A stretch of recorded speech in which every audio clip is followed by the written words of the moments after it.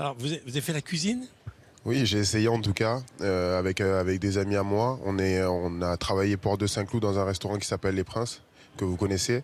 Et que, À côté de Roland-Garros. exactement. Et on s'ennuyait un peu et on voulait contribuer. On savait pas trop quoi faire parce qu'on pouvait pas sortir de chez nous. Et un ami à moi a un restaurant, donc il nous a proposé gentiment de venir avec une équipe de 4 cuistots. Et tous les jours, on a travaillé 7 jours sur 7, de 9h à 16h à peu près, des fois 18h. Et on faisait des livraisons. Vous avez amené ces plateaux aux aides-soignantes. Exactement, d'Ambroise Paré. Ambroise Paré. Exactement. On a fait qu'Ambroise Paré parce qu'après, il fallait suivre la chaîne du froid et ça, c'était compliqué à gérer. Donc, on a travaillé. C'est pas votre métier, la cuisine. Ouais, exactement. Donc, on a fait ça tout simplement et on s'est régalé parce qu'on a pris énormément de plaisir à aider ces gens-là. Qu'est-ce que vous leur avez préparé? Ça dépendait. On est parti du risotto à la base. Après, on a travaillé des poissons, de la viande. On a été aidé par Rungis qui nous ont beaucoup aidés, par des sociétés aussi qui nous ont aidés pour acheter la fourniture et la nourriture. Donc, sincèrement, il y a eu un élan de solidarité assez sympa. Et après, il y a d'autres joueurs qui m'ont aidé. Au début, j'étais le seul. Et après, il y a d'autres joueurs de mon équipe qui m'ont rejoint aussi pour donner un coup de main. Sampéré, Laurent Sampéré, qui est Exactement. l'entraîneur du Stade Français. Même mon entraîneur est venu donner un coup de main. Vous avez livré des repas dans les hôpitaux. Exactement, de partout, un peu de partout aussi. Après, on a aidé avec le club des supporters et voilà, on a essayé de contribuer simplement, quoi. Alors vous êtes 3/4 franco-sénégalais. Exactement. C'est la maman en Casamance qui vous a appris à faire la cuisine? Non, franchement, je cuisine pas très bien, mais j'étais bien entouré, donc ça m'a aidé. Après, franchement, ça m'a plu d'essayer en tout cas. Quel souvenir vous garderez de cette aventure? Parce que vous avez rencontré des gens qui étaient exténués, fatigués, qui n'avaient pas le temps de se nourrir. Oui, sincèrement, quand on allait, parce que des fois on allait livrer carrément on les livrait tous les jours dans l'hôpital et on les voyait, ils étaient très fatigués, ils étaient à vif, on va dire, et ils étaient très heureux de nous voir, ils étaient très heureux de bien manger aussi, parce que voilà, c'est très dur, ils faisaient des heures incalculables et ça faisait plaisir de les voir avec le sourire. Vous étiez international à 18 ans, ce qui est très rare, mais il n'y a que des rugbyman dans la famille.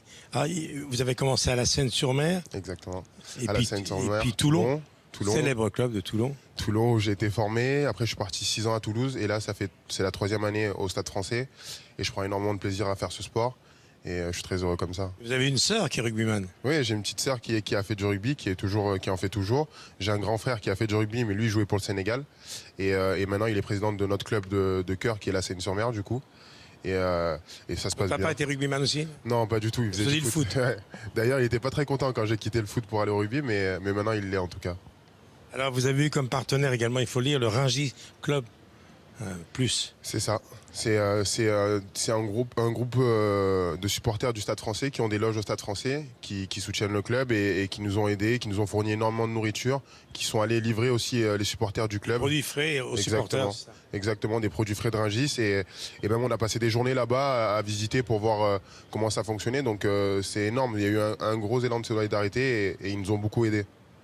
Et alors revenons à vous, pendant le confinement, comment, lorsqu'on est un athlète, et quel athlète êtes-vous, pour s'entraîner, pour maintenir le niveau, le top 14 reprend quand?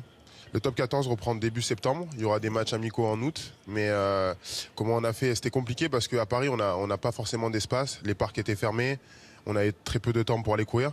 On essayait de se maintenir comme on peut, en faisant des pompes, des abdos, en allant courir un peu autour de la maison. Vous avez repris les entraînements classiques en groupe? Là oui, exactement. Il n'y a pas de distanciation comme pour le foot? Non, au tout début oui, maintenant ça y est, le droit a été permis, on a le droit de s'entraîner collectivement, tout simplement.